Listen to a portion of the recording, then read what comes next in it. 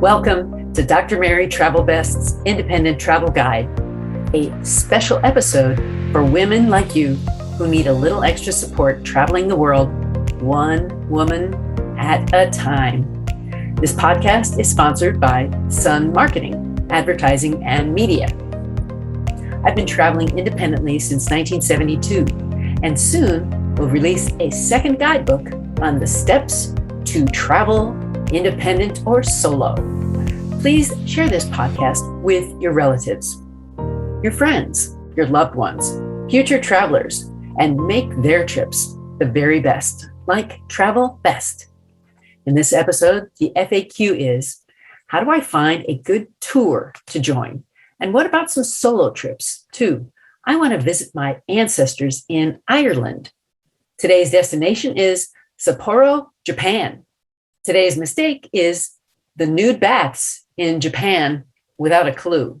And travel advice, water hydration options.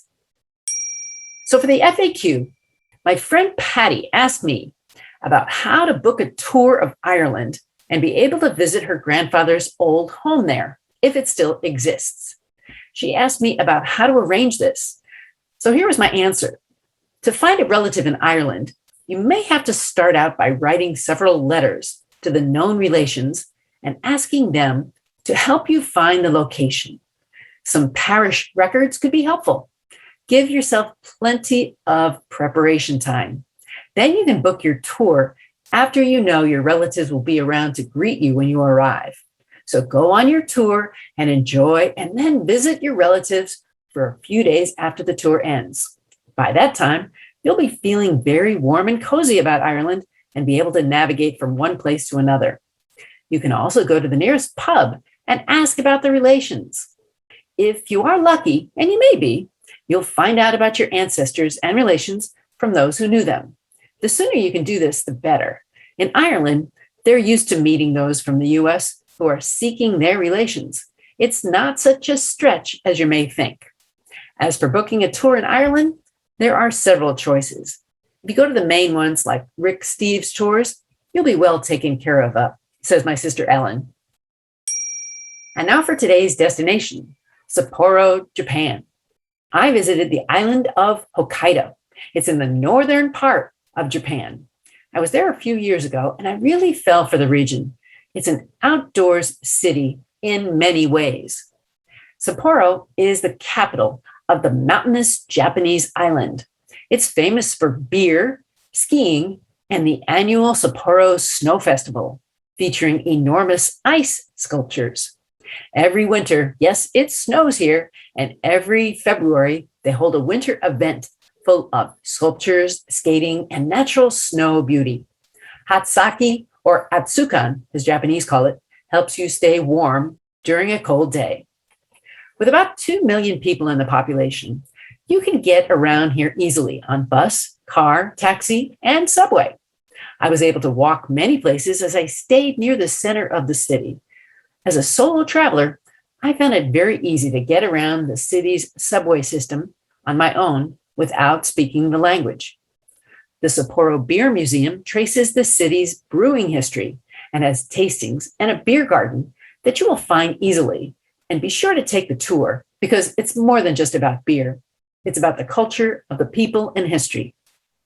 The ski hills and jumps from the 1972 Winter Olympics are scattered within the city limits, and Niseko, a renowned ski resort, is nearby. You can visit the Olympic Village like I did and see for yourself the ski jumps and the virtual ski and toboggan runs for visitors to have a hands-on experience any season of the year. Adori Park is a mile-long urban park that slices through the modern skyscrapers, cutting the city into north and south. Spend some time here if you can. I walked through this park every day that I was there. At the eastern edge of the park, you'll find a clock tower, and you can go up and see the view of the city from there. Sunset would be an exceptional experience, and you can see the mountains overlooking the city in the distance.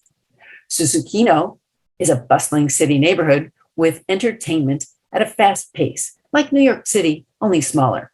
As a traveler, you'll find plenty of green spaces with balance between nature and nurture. Oh, by the way, the subway does stop here. Number 8. You can also visit the Fushimi Inari Shrine and follow the large red torii gates through the tunnel that symbolizes passage from the earthly life into the sacred afterlife.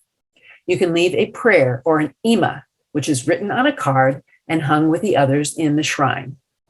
The history of the region is preserved in outdoor parks, museums, and universities. Asahiyama Memorial Park is atop the city with a good view, or Nakajimi Park with sweet-smelling fragrances is also nearby. And then there's the Hokkaido Museum and Hokkaido University with beautiful vegetable gardens and brick buildings of higher learning, which were worth exploration while I was on my own. Now, big breakfasts were on tap every day, so you can sample a little bit of all the food types, and especially miso ramen and hot sake. Noodle lovers are very happy here too. And now for today's mistake.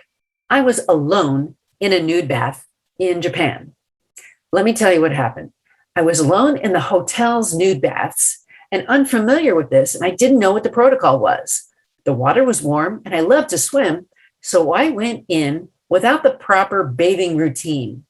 I felt uneasy because there was no one to follow or ask a question about how to do this, but I kind of figured it out the second time I went back and saw from others how it was done. So ask ahead of time if you're going to a nude bath. Don't be like me and try to wing it. And now for some travel advice. Hydration. Bring 1 or 2 empty water bottles on the plane with you.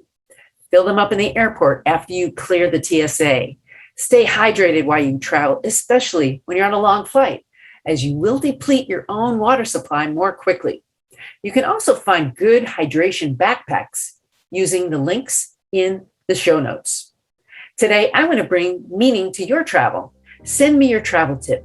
You can send it to my website, Facebook page, group, Instagram, and you can send it to my Twitter, blog, and maybe you'll see your tips in Dr. Travelbest's Steps to Solo Travel.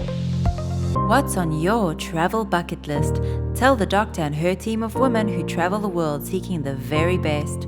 Dr. Travelbest, that is.